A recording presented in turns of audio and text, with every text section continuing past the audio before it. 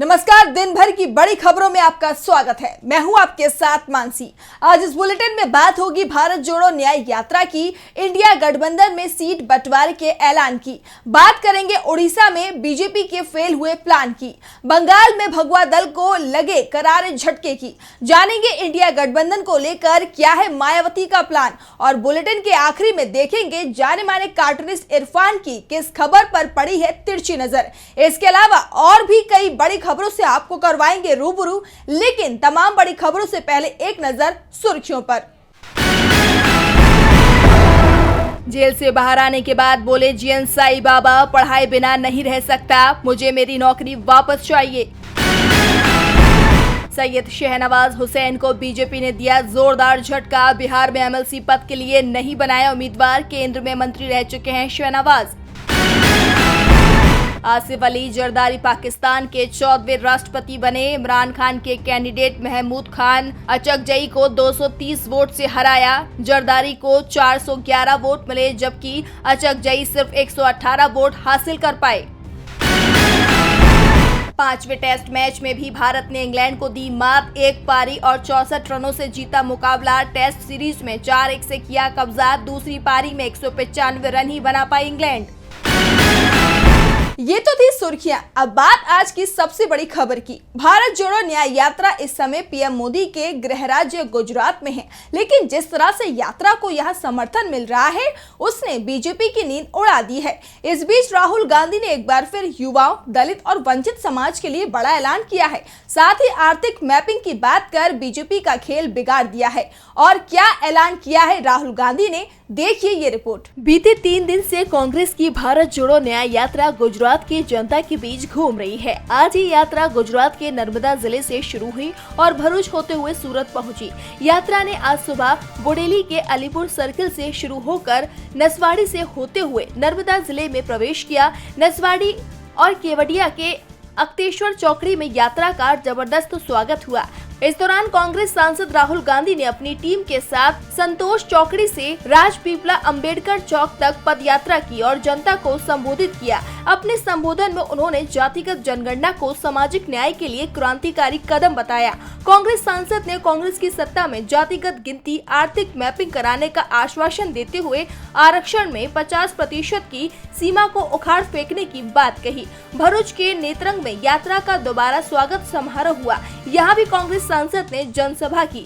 जनसभा में उन्होंने भाजपा सरकार पर निशाना साधते हुए कहा कि आदिवासी का मतलब हिंदुस्तान की जमीन के पहले मालिक। कांग्रेस पार्टी ने जमीन अधिग्रहण कानून दिया, जमीन पर बाजार भाव से 4 गुना मुआवजे की बात रखी, लेकिन बीजेपी सरकार ने विकास की आड़ में आपका जल, जंगल, जमीन अरबपतियों को सौंप दिया। यानी देश में विकास केवल अरबपतियों का हो रहा है। देश की सबसे बड़ी कंपनियां, media channels, private school college के मैनेजमेंट में दलित, पिछड़े, आदिवासी वर्ग का एक भी व्यक्ति नहीं मिलेगा। राहुल गांधी की यात्रा यहां से निकलते हुए सूरत पहुंची, जहां मांगरोल के झंगवाब में यात्रा का पुनः स्वागत हुआ। मालदा फटा चौराहा पर यात्रा टी ब्रेक के लिए रुकी। सूरत के सदभाव में यात्रा का रात्रि विश्राम रहेगा। आपको बता दें कि कल से यात्रा बारडोली से होते हुए महाराष्ट्र में प्रवेश कर जाएगी, जो यात्रा का अंतिम राज्य है।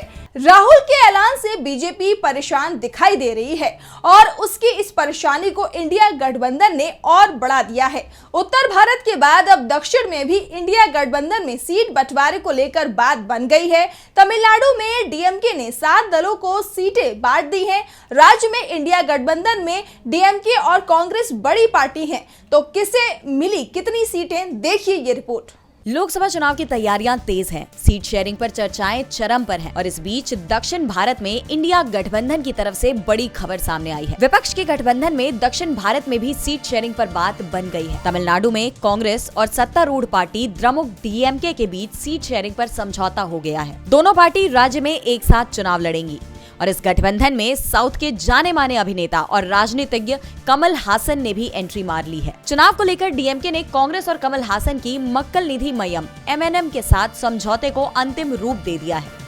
बताया जा रहा है कि राज्य की कांग्रेस 8 से 10 लोकसभा सीटों पर चुनाव लड़ सकती है। तो वहीं 2025 के राज्यसभा चुनाव के लिए कमल हासन की पार्टी को भी 1 सीट दी जाएगी। गठबंधन में शामिल होने की जानकारी देते हुए कमल हासन ने कहा, मैं चुनाव नहीं लड़ूंगा। मैं देश की खातिर द्रमुक के नेतृत्व वाले गठबंधन में शामिल हुआ हूँ, किसी पद के लिए नहीं। तमिलनाडु में डीएमके की तरफ से सीपीआई और सीपीएम को 2-2 सीटें देने की बात कही गई है। साथ ही इंडियन यूनियन मुस्लिम लीग और केडीएमके को 1-1 और वीसीके को 2 सीटें दी गई हैं। आपको बता दें 2019 के आम और 2021 के राज्य चुनावों में कांग्रेस और डीएमके ने प्रमुख जीत हासिल की थी। ऐसे में कहा जा रहा है कि दोनों पार्टियां 2019 की जीत को 2024 में दोहराने के लिए मजबूती के साथ लगी हुई हैं। और दक्षिण में बीजेपी पहले से ही बेहद कमजोर है। ऐसे में इंडिया गठबंधन की इस बढ़ती मजबूती ने उसकी टेंशन बढ़ा दी है। इंडिया गठबंधन तेजी से सीटों का बंटवारा कर रहा है, तो दूसरी तरफ बीजेपी अभी तक ये तय ही नहीं कर पा रही है कि उसे किससे गठबंधन करना है। ओडिशा में 2 दिन पहले तक बीजेपी नेता दम भर रहे थे कि बीजेडी से उनका गठबंधन हो जाएगा, लेकिन आज अचानक ही बीजेपी के सुर बदल गए। तो कैसे बीजेपी की रणनीति हुई फेल, देखिए ये रिपोर्ट। लोकसभा चुनाव बेहद नजदीक है। बताया जा रहा है कि 14 या फिर 15 मार्च को चुनाव आयोग चुनाव की घोषणा कर देगा। चुनाव के ऐलान से पहले इंडिया गठबंधन मजबूत हो रहा है, तो वहीं बीजेपी को जोरदार झटके लग रहे हैं। हाल ही में बीजेपी को सबसे बड़ा झटका ओडिशा में लगा है। ओडिशा में लोकसभा चुनाव के साथ ही विधानसभा चुनाव भी होने हैं। राज्य में कांग्रेस के लगातार मजबूत होने के चलते सत्तारूढ़ बीजू जनता दल और बीजेपी दबाव में दिखाई दे रही है। कांग्रेस को रोकने के लिए दोनों ही दल 15 साल बाद साथ आने के लिए तैयार हो गए थे, लेकिन गठबंधन को लेकर इनकी बातचीत फेल हो गई। बीजेपी के प्रदेश अध्यक्ष मनमोहन सामल ने मामले में जानकारी देते हुए बताया कि अब ओडिशा में बीजेपी अकेले ही चुनाव लड़ेगी। हालांकि बीजेपी ने किसी भी पार्टी के साथ गठबंधन या सीट बंटवारे पर बातचीत से इनकार कर दिया है। लेकिन आपको बता दें कि 7 मार्च को बीजेडी नेता वीके पांडियन और प्रणब प्रकाश दास की बीजेपी के केंद्रीय नेताओं से मुलाकात हुई थी, जिसके बाद दोनों पार्टियों में गठबंधन को लेकर चर्चाएं तेज हो गई थी। लेकिन अब बीजेपी के अकेले चुनाव लड़ने की घोषणा पर माना जा रहा है कि बीजेडी को बीजेपी की असली रणनीति का अंदेशा हो गया है। जैसे बिहार में बीजेपी ने नीतीश के साथ गठबंधन करके उन्हें ही सत्ता में दरकिनार करने की कोशिश की है, वैसे ही बीजेपी ओडिशा में भी करेगी। इसलिए बीजेडी ने पहले ही अपने हाथ खींच लिए हैं। इसको लेकर ये भी कहा जा रहा है कि 147 सदस्यीय ओडिशा विधानसभा में बीजेडी ने 100 से अधिक सीटों पर चुनाव लड़ने की मांग की, जो बीजेपी को मंजूर नहीं। जबकि वर्तमान में राज्य की 112 विधानसभा सीटों पर बीजेडी के सदस्य हैं। दूसरी तरफ बीजेपी ने ओडिशा की 21 लोकसभा सीट में से 14 सीट मांगी थी, जिसे बीजेपी ने खारिज कर दिया है। मामला सीट शेयरिंग पर उलझ गया है, इसलिए अब दोनों पार्टियों ने राज्य में अकेले चुनाव लड़ने की घोषणा कर दी है और बीजेपी की रणनीति ओडिशा में फेल हो गई है। आपको बता दें कि बीजेडी और बीजेपी 1998 से 2009 के बीच लगभग 11 वर्षों तक गठबंधन में रहे और उन्होंने 3 लोकसभा और 2 विधानसभा चुनाव एक साथ लड़े हैं। नवीन पटनायक की पार्टी ने बीजेपी से गठबंधन से इनकार कर दिया है, जिससे ओडिशा में बीजेपी की मुश्किलें बढ़ गई हैं। तो दूसरी तरफ ओडिशा के पड़ोसी राज्य पश्चिम बंगाल में भी उसकी परेशानी बढ़ती दिखाई दे रही है, क्योंकि यहाँ बीजेपी के सांसद ने अचानक ही अपने इस्तीफे का ऐलान कर दिया। तो क्यों बीजेपी से नाराज हुए पार्टी के सांसद, देखिए ये रिपोर्ट। लोकसभा चुनाव बेहद नजदीक आ गए हैं। हफ्ते दिन के अंदर ही चुनाव आयोग तारीखों का ऐलान करने वाला है और ऐसे महत्वपूर्ण समय में बीजेपी को जोरदार झटका लगा है। जहां एक तरफ बीजेपी जनता को लुभाने की कोशिशों में जुटी हुई है, तो वहीं दूसरी तरफ पार्टी के अपने ही नेता नाखुश नजर आ रहे हैं। पश्चिम बंगाल के झारग्राम से बीजेपी सांसद कुनार हेम्ब्रम ने पार्टी से अपना इस्तीफा दे दिया है। लोकसभा चुनाव से ठीक पहले दिए गए इस इस्तीफे ने कई सवाल खड़े कर दिए हैं। हेम्ब्रम के इस्तीफे पर तृणमूल कांग्रेस ने कहा है कि बीजेपी नेताओं को अपनी हार साफ साफ दिखाई दे रही है, इसलिए वो चुनाव लड़ने से मना कर रहे हैं। टिकट वापस लेने की बीजेपी में होड़ मची हुई है।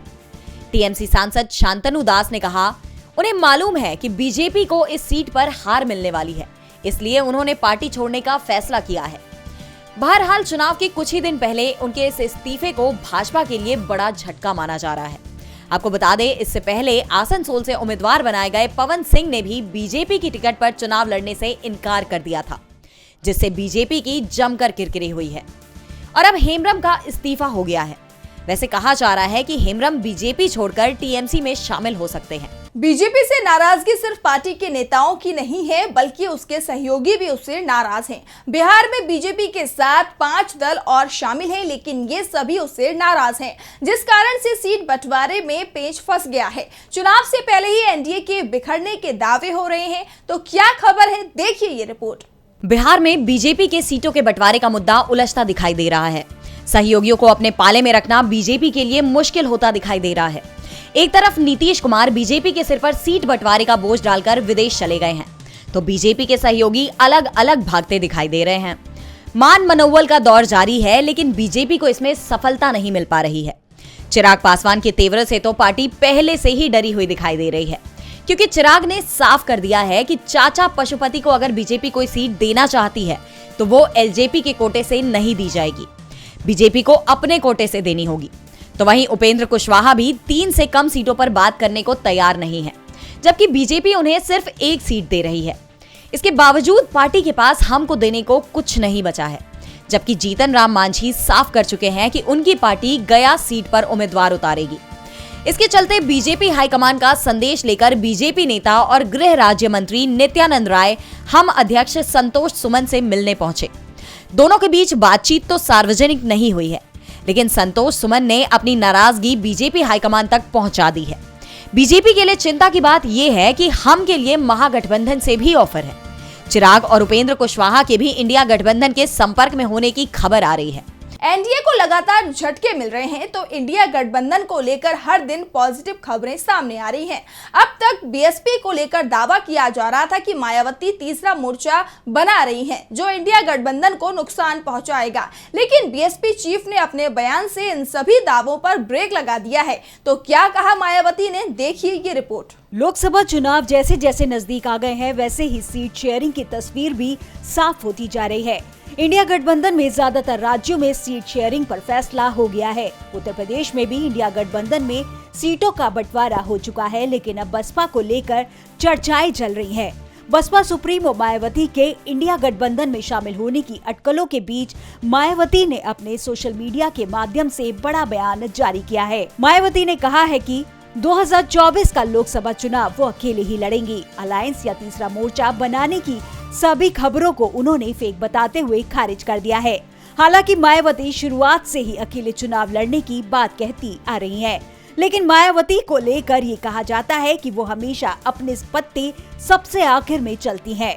वो कब क्या करेंगी इसका पता दूसरे दलों को नहीं लग पाता, और इसलिए कयास लगाए जा रहे हैं कि वे आने वाले समय में वो अपना अंतिम पत्ता खोलेंगी और इंडिया गठबंधन के साथ हाथ मिला लेंगी।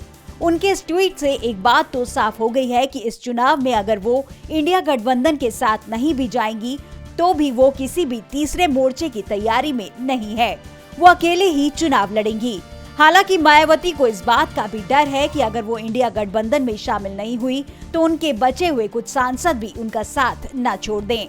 बताया ये भी जा रहा है कि मायावती कांग्रेस के संपर्क में बनी हुई है। मायावती ने साफ कर दिया है कि वो तीसरा मोर्चा नहीं बनाएंगी, यानी टक्कर आमने सामने की होनी है। एक तरफ एनडीए और दूसरी तरफ इंडिया। जीत किसकी होती है, ये चुनाव परिणाम ही बताएंगे। वैसे चुनावों के ऐलान से इस पर सवाल जरूर उठ गए हैं, और सवाल भारत के पूरे लोकतंत्र पर उठ रहे हैं। तो क्या है खबर, देखिए ये रिपोर्ट। मोदी सरकार पर आए दिन तानाशाही के आरोप लगते रहते हैं। पहले तक विपक्षी मोदी सरकार पर यह आरोप लगाता था, लेकिन अब ये आरोप विश्व स्तर पर दर्ज हो रहे हैं। हाल ही में आई वेराइटीज ऑफ डेमोक्रेसी यानी वीडम इंस्टीट्यूट की डेमोक्रेसी रिपोर्ट 2024 में भारत को लेकर जो दावा किया गया है, उससे देश के लोकतंत्र पर सवाल खड़े हो गए हैं। 2018 से भारत एक चुनावी तानाशाह राष्ट्र बन गया है। इस रिपोर्ट के अनुसार भारत 2023 में ऐसे शीर्ष 10 देशों में शामिल रहा जहां अपने आप में पूरी तरह से तानाशाही अथवा निरंकुश शासन व्यवस्था है। 2018 से ही विभिन्न घटकों में गिरते स्कोर के साथ भारत तानाशाही की श्रेणी में पहुंच गया था और 2023 तक इस श्रेणी में शीर्ष 10 देशों की लिस्ट में बना रहा है।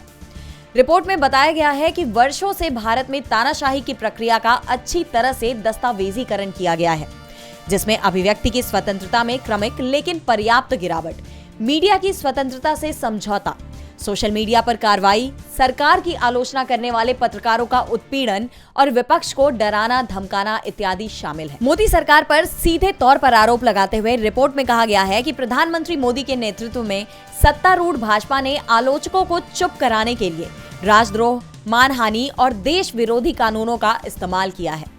लोगों के धार्मिक अधिकारों की स्वतंत्रता का भी दमन किया है। इस रिपोर्ट में साफ तौर पर मोदी सरकार की कार्यप्रणाली पर सवाल उठाए गए हैं। भारत का संविधान हमें लोकतांत्रिक देश बताता है, लेकिन मोदी राज में लोकतंत्र कुचला जा रहा है। विपक्ष इसके खिलाफ लगातार आवाज उठा रहा है और अब ये आरोप और पुख्ता होते जा रहे हैं। ऐसे में देखना ये होगा कि अब मोदी सरकार इस पर क्या प्रतिक्रिया देती है। और बुलेटिन के आखिरी में देखते हैं जाने माने कार्टूनिस्ट इरफान की किस खबर पर पड़ी है तिरछी नजर।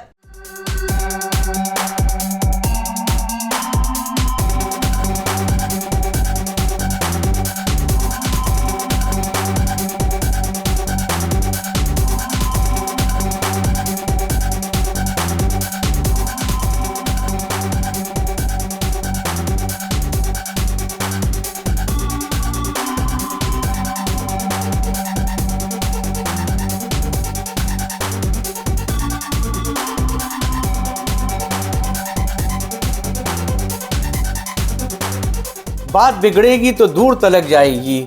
महाराष्ट्र में भी कुछ ऐसा ही हो रहा है। वहां पर सीनियर बीजेपी नेता और केंद्रीय मंत्री नितिन गडकरी का नाम पहली सूची में जब बीजेपी के नहीं आया तो वहां विपक्षी दलों की तरफ से उनको ऑफर जाने लगे। ये बात जब बीजेपी को पता चली तो ये सुगबुगाहट हुई कि कहीं वो दूसरी पार्टी में ना चले जाएं। तो अब ये बात बनाई जा रही है कि उनका नाम अगली सूची में ज़रूर आ जाएगा, क्योंकि बीजेपी को ये वाली बात पता है कि वही नितिन गडकरी हैं जो बड़ी बड़ी सड़कें बनाने के लिए मशहूर हैं। तो जब वो बड़ी बड़ी सड़कें बना सकते हैं तो बीजेपी की बनी बनाई सड़क के ऊपर भी बड़े बड़े खड्डे खोद सकते हैं।